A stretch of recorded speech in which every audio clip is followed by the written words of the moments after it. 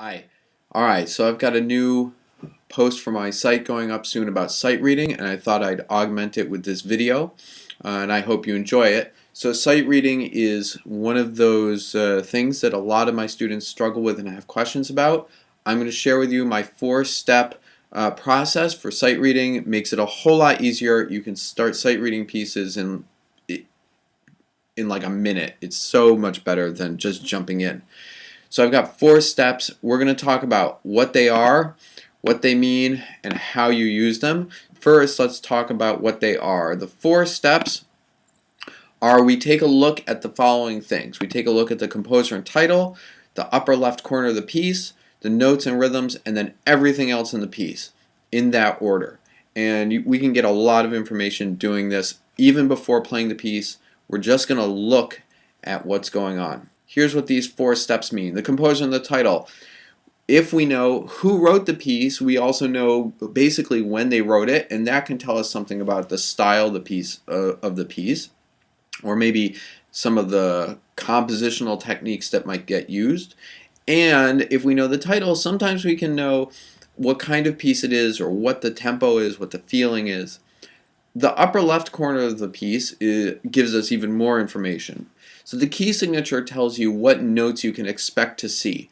So if you see 2 sharps, right, you know that there's going to be, maybe you're going to have to play a lot of F sharps and C sharps. You can't really tell if it's going to be D major or B minor or something else, but at least you start to know what accidentals you're going to see or not see, or make some guesses. The time signature, this tells you what rhythms you might expect to see. So rhythms in 4/4 time are going to be different than rhythms in 6/8 time, or you can anticipate that they'll be different than rhythms in cut time, and so on.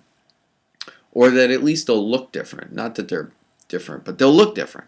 Alright, the tempo. So this just tells you how fast you're going to have to play everything when you go to perform it. And sometimes, we may need to play things a little slower than they're written on the page the first time, but at least this gives you an idea of where you're going.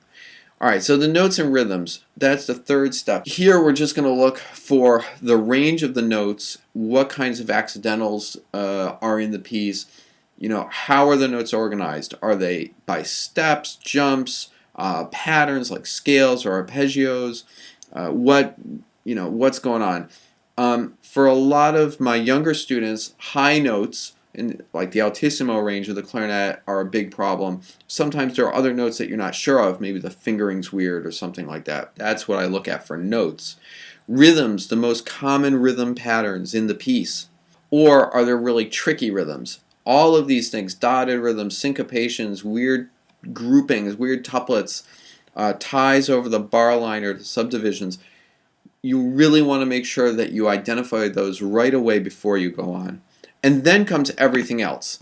Articulation, dynamics, ornaments. Articulation, I mean, like, are there lots of different kinds of articulation? But everything else, basically I don't do those unless I'm really clear on everything else of the first 3 steps. Alright, so let's take a look at an etude from the clarinet repertoire. Over here, this is etude number 7 from the Rose 40 studies. So already we know 2 things if we go down our list. The composer, Cyril Rose, lived around the mid to late 1800s. So that's the Romantic period. So we can think about some different characteristics of the Romantic period. And in etude, you're going to get 1 or 2 basic ideas throughout the whole piece. The composer wants you to learn like 1 or 2 things, and that's it. The left-hand corner of the piece, we've got 1 flat in the key signature, so we can make some guesses about what key that might be. And this 2 here, that means cut time, so we can think about rhythm a little bit, and allegro moderato. So fortunately the piece isn't too fast, and here we're sure about the tempo, half note equals 96. That makes it very easy.